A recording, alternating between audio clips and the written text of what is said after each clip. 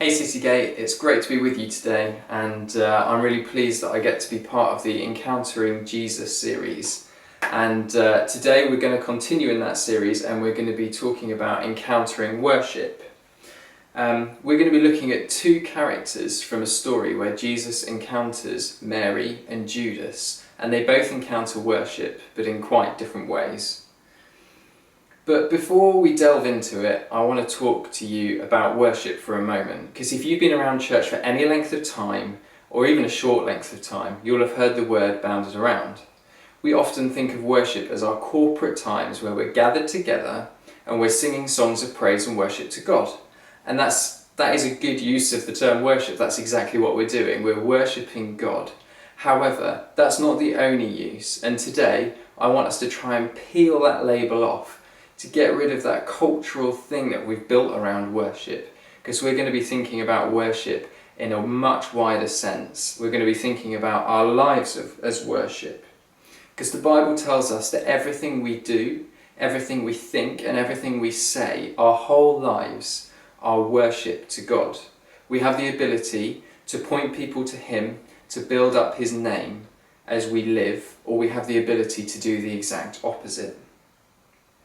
So, this morning, as we think about Mary and Judas, and we think about their hearts of worship, peel off that label of singing songs, and let's see what this passage has to tell us about living lives of worship. I'm going to read the passage now, which is John chapter 12, verses 1 to 11. 6 days before the Passover, Jesus came to Bethany, where Lazarus lived, whom Jesus had raised from the dead. Here a dinner was given in Jesus' honour. Martha served, while Lazarus was among those reclining at the table with him. Then Mary took about a pint of pure nard, an expensive perfume.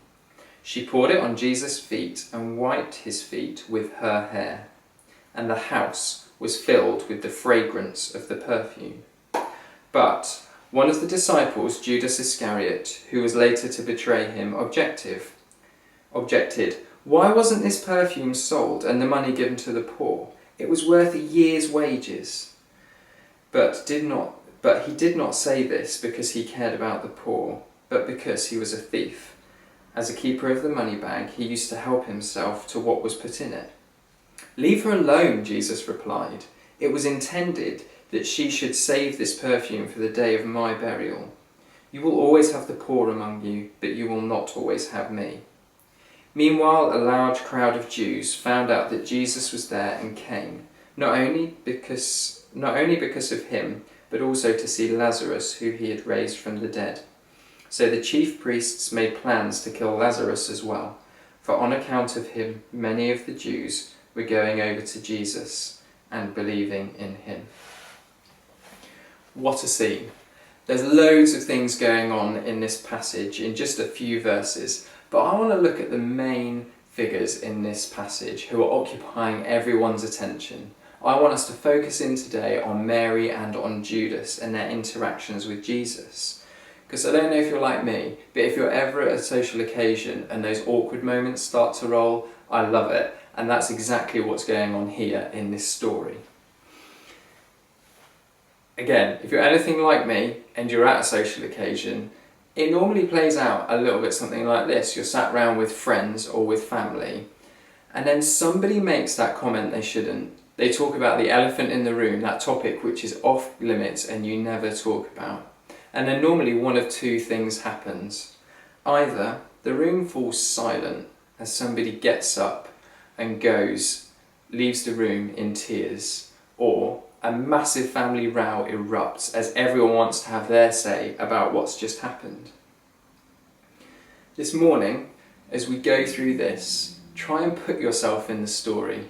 Imagine yourself reclining at the table as this happens, as we consider Mary and Judas and the worship they encounter during this meal, during this feast. First, we're going to turn our attention to Mary, and we're going to explore what this passage tells us about the way that she worshipped. We know that Mary was a sister with Martha and was with Lazarus, And in the previous chapter, as we heard John Hosier speak about last week, we know that Mary has seen her brother Lazarus literally raised from the dead by Jesus. And therefore, Mary and her sister Martha have decided to throw a dinner in order to honour Jesus.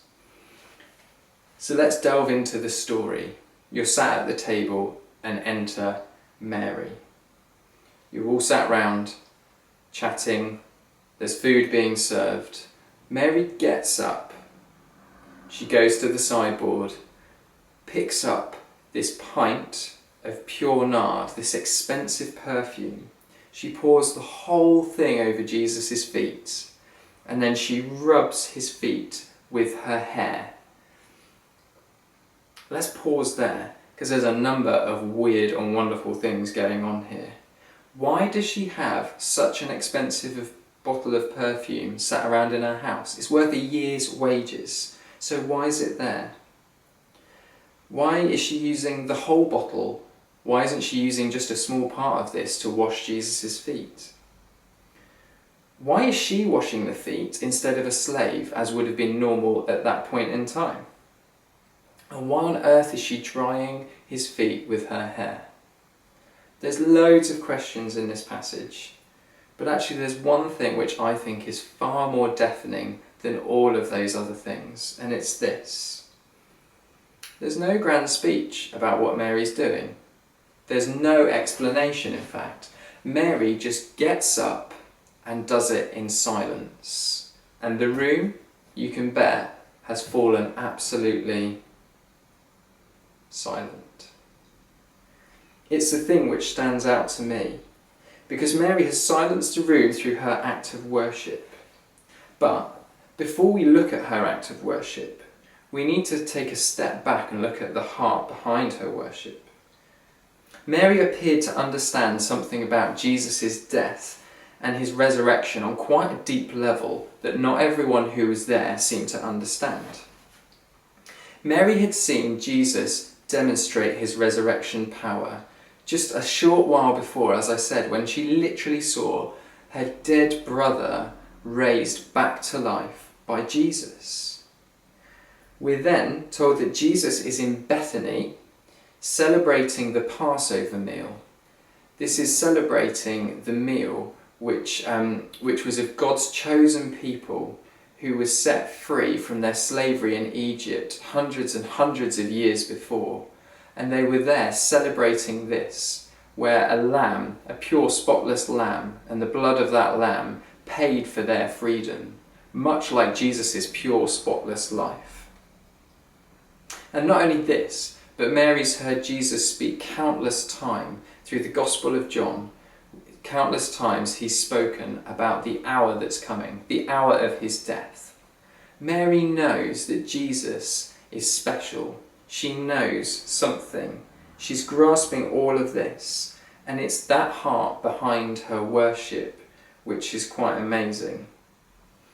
She understands that Jesus has the power to give resurrection new life and to forgive sins, and it's that which leads her to an extravagant act of worship. And not only that, but what Mary then continues to do with her extravagant act of worship is she continues to point us towards Jesus' death and resurrection. Because she may not have known what she was doing in some ways. She was just going in the moment with this extravagant act. But what she was doing was performing a ritual which is normally reserved in those days for people who had died. People would cover bodies in perfume to anoint them, if you will, for going into the tomb and being buried.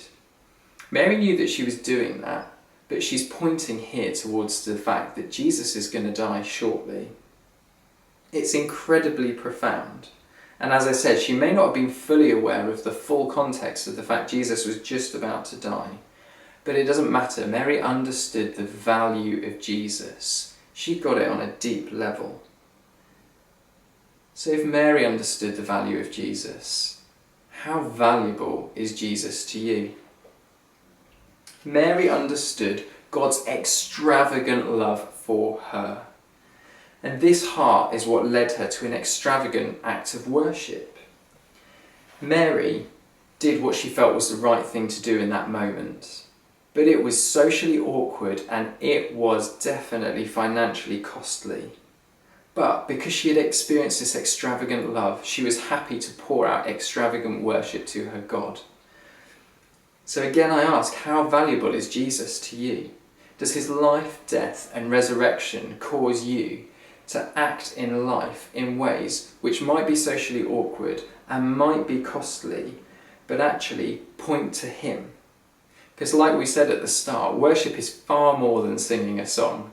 Worship is the way that we live. It's everything we think, say and do. And actually, all of those things have the ability to point to God and glorify him, or do the opposite. The best example of worship is, of course, the life of Jesus. Because yes, Mary's act of worship was indeed costly, but it's only a tiny, tiny reflection of what she had seen from Jesus. And it's only a tiny reflection of what we know about how God loves us. Mary gave up a year's worth of earnings, but God gave up his life for you and for me.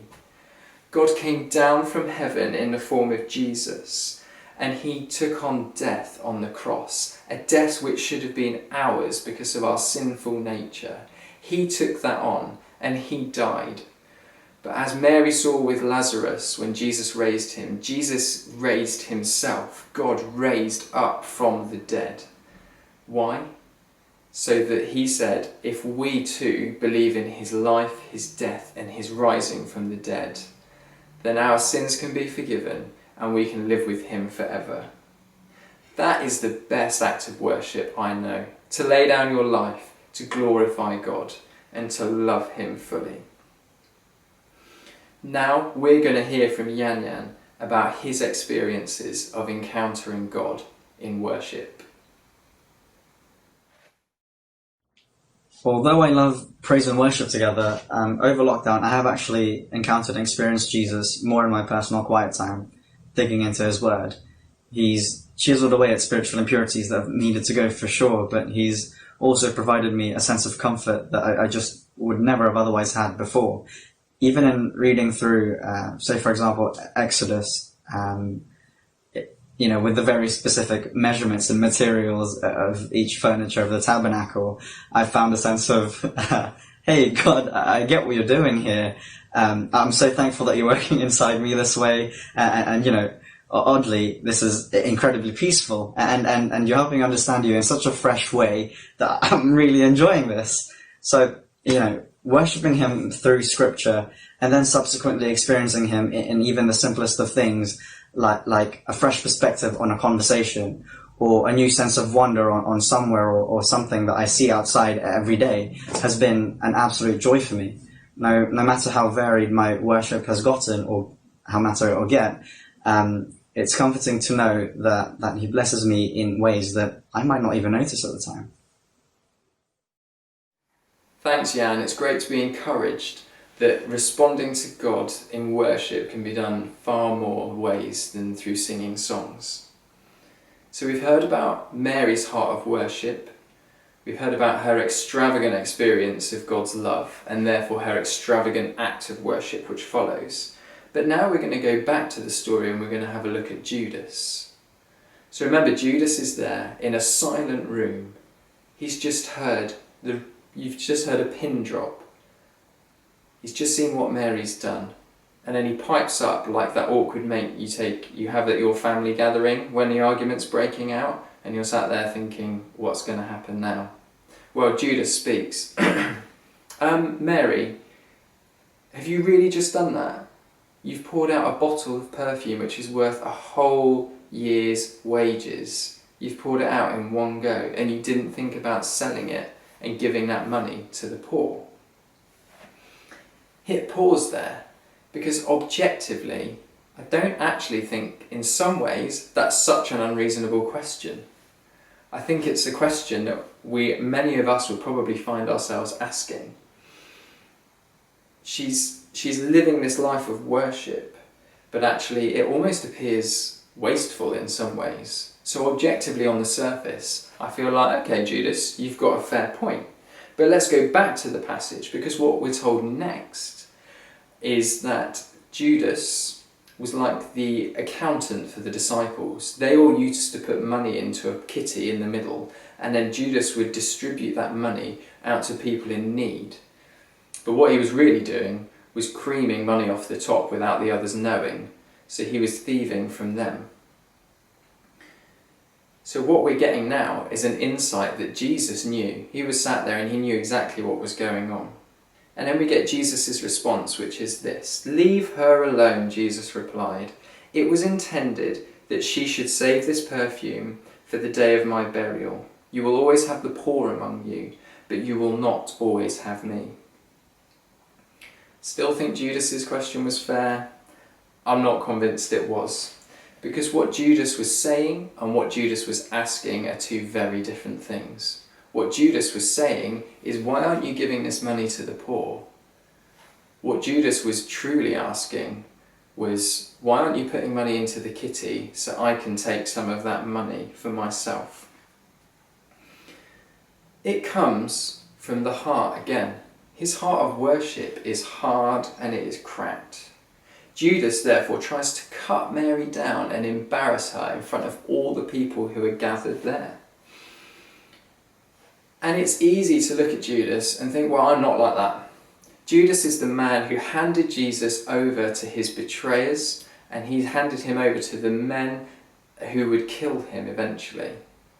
I'm nothing like Judas. And that's how I feel. But actually, the more and more I search my heart, I wonder if I have these unvoiced questions, which I don't say out loud. They're not said statements, but they're in there. Have you ever had thoughts like these? Why is she getting up and dancing around the place as an act of worship? Is there really any need? Or, why are they giving so much money? It's so extravagant, and to be honest with you, it almost feels reckless. Or this one, why are they on their knees sobbing again in response to what's going on? It's just so embarrassing. They're the kind of thoughts I can have if I'm really honest. And I don't voice them, but Jesus doesn't need me to. And it's what happened in the passage. He didn't need Judas to voice what he was really thinking. Jesus knew exactly what was going on in their hearts. And Jesus knows exactly what's going on in our hearts. And there's two things I want to pull out of Judas's story.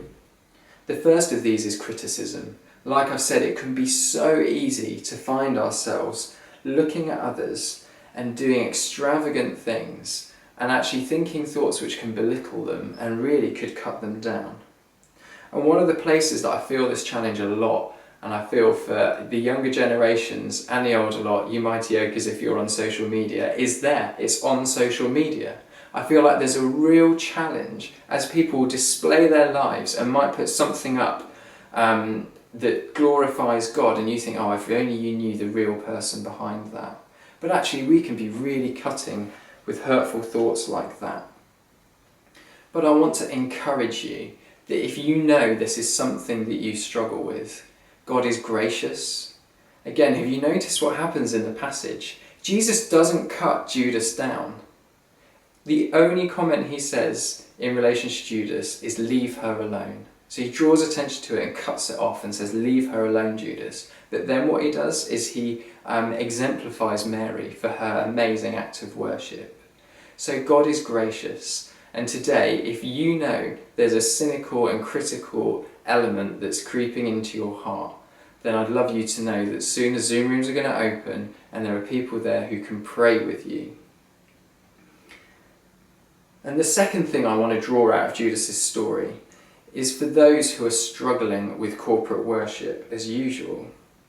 I'm not just talking about people who are missing corporate worship in the sense of our corporate sung times of worship, but I'm talking about people like a friend George and I were with the other day, and she said to us, Andy, I don't feel like I'm in the scattered church. Ordinarily, I would be out there, I'd be seeing my friends, I'd be seeing my family, I'd be seeing my colleagues, and what she was saying is I would normally be able to worship in front of them, obviously not singing worship, but she would live a life which displays something majestic about God. And she said, at the moment, I just don't feel able to do that. I feel trapped in my own home as I work from home, and I feel isolated on my own. So I just want to encourage you, if you're out there and you're not able to worship as usual, and you're feeling that pang of sadness in your heart, then again, I want to encourage you that our Zoom prayer room is going to open in just a moment, and there are people there who will pray with you today. So, we've heard that worship is far more than singing songs. It's about our hearts grasping the value of who Jesus is and then letting our lives respond to him in the way we think, speak and act. And we've also seen how hard hearts can stop the flow of worship. They can be damaging not only to ourselves, but also damaging to the people around us. But as I finish, I just want to revisit verse 3. Mary pours out a pint of perfume on Jesus' feet, and we're told this: the house was filled with the fragrance of that perfume. So this is my question. What would life look like if we worshipped wherever we went, and we took the fragrance of Jesus wherever we went? Is your heart like Mary's? Is it recognizing the value of Jesus and the extravagant love he's laid over you? And is that leading you to extravagant living that's costly and can be socially awkward? Or is your heart like Judas's? Is it hard as you let cynicism and criticism creep in? Because if that's the case, then Jesus died for you, and there's grace here to have your heart softened again to worship him in your life. So as the prayer room's open, let's respond with this song of worship. But please let me remind you that after this song is finished, worship doesn't finish. Your life of worship continues. And my prayer is that you would have an exuberant, extravagant life of worship, just like Mary had.